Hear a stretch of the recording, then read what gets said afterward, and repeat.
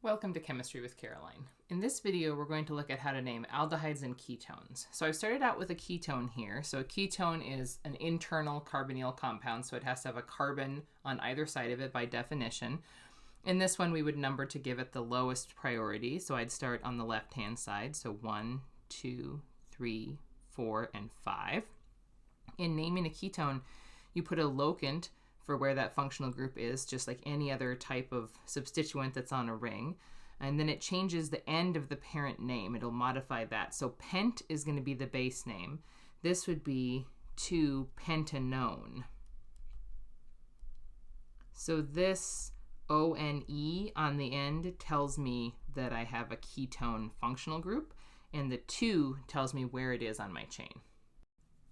In this example, I have an aldehyde, and I know that because of the presence of the H attached to the carbonyl carbon. So aldehydes are terminal by definition because they have to have that H on them. So you'd start numbering where that aldehyde is to give it the highest priority and the lowest locant.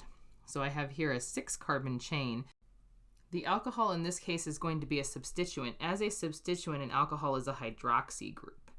And so we would put our locant out in front and then hydroxy to indicate that we have an alcohol at the 3 position. And then with aldehydes, you don't have to put a locant since they have to be at the end. So we could just go straight into the parent name, which would be hex, right, for the 6 carbons that are in my main chain. And it modifies the very end with an Al. So this is 3-hydroxyhexanal. So that Al tells me that I have an aldehyde. And again, I don't need to put the locant in there because it has to be at the end of the chain. So by definition, it's at the 1 position. In this example, I have both an aldehyde and a ketone functional group. Because the aldehyde is at the end of the chain, it's going to be given the lowest number, so it'll be the priority group, and that will be how we modify the name. And so that means that the ketone is going to be a substituent. So this as a substituent is an oxo group, and then I have one more substituent here. I have a methyl group. So if I number my main chain, starting with my aldehyde, which is my priority group because it's at the end, I have a 6-carbon chain again, so I put my substituents out front in alphabetical order. So I would have a 5-methyl, 3-oxo, hexanal. You can also have a situation where you have more than one carbonyl compound of the same type, so 2 aldehydes or 2 ketones. So I want to give an example of that. I can start numbering on either side here because I don't have any other substituents. So this is a 5-carbon chain. Because there's 2 of them, I'm going to put locants on there. So this would be 1,5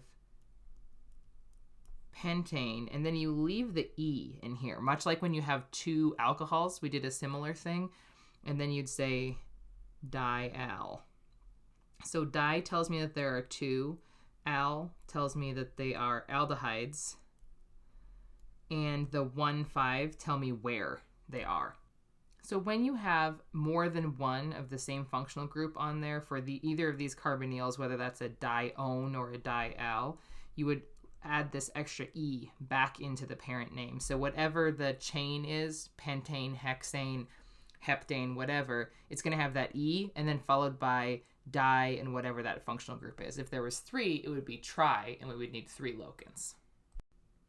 So lastly, I want to show you one more example when we have an aldehyde that is coming off of the main chain as a substituent. So this would happen if it was not part of the longest chain possible in the molecule. So remember, we first number to get the longest chain and then to give the priority group the lowest locants possible, so the smallest number for their locants. So if I did that, I could go 1, 2, 3, and if I went up, I'd only have a 4-carbon chain. But if I went over to the left, I would get 4, 5, and 6. So that means that this group right here is a substituent. As a substituent, that is called a formal group. And that comes from formaldehyde. So formaldehyde is the simplest aldehyde. It has just an H on either side of that carbonyl compound. This ketone would also be a substituent, and as we talked about earlier, that would be an oxo group.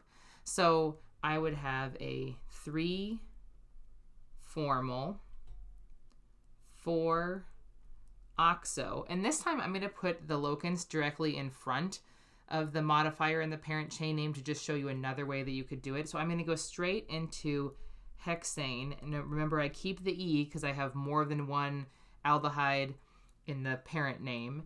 And then I would say 1,6-dial. So that's the other way that you can put the locants in. You can put them directly in front of where you change the name or modify the name for that functional group. Again, di tells me that I have 2, and the Al tells me that I have aldehyde functional groups.